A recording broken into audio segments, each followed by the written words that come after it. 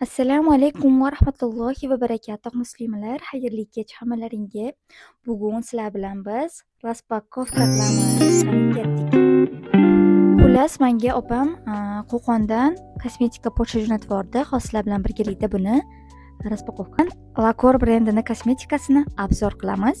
Hop, birinchisi mana shunaqangi choy daraxtini, ya'ni chayna derevo daraxtini serumi. Hop, keyingisi yuz yuvish uchun penkasi va shunaqangi kremi hamda toneri. Hop, hozir serumini ochib ko'ramiz. Serumiga yangi dizayn qilishibdi. Oldin bunaqa ko'rinishda emas edi. Ko'rsaklaring bo'ladi. Chiroyli ishlashibdi. Hop, keyingisi penkasini ham yangi ko'rinishda, yangi dizaynda ishlatishibdi. Oldin boshqacha ko'rinishda edi Lakor penkasini. Ya'ni China Derevo brendiniki boshqacharoq edi.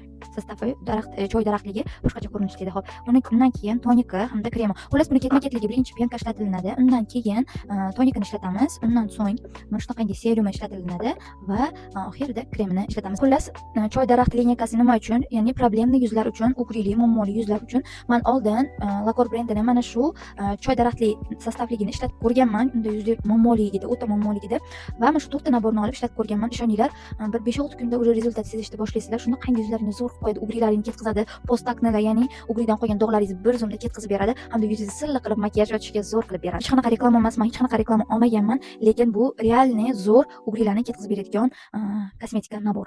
Va albatta naborni olib ishlatsangiz effekti tezroq. Muslimalar, sizlar ham kommentariyga yozib ketinglar, Lakor brendini qaysi mahsulotlaridan ishlatgansiz. Hammalaring Allohga omonatsizlar. Video yoqqan bo'lsa, like bosib, podpiska bo'lib qo'yinglar.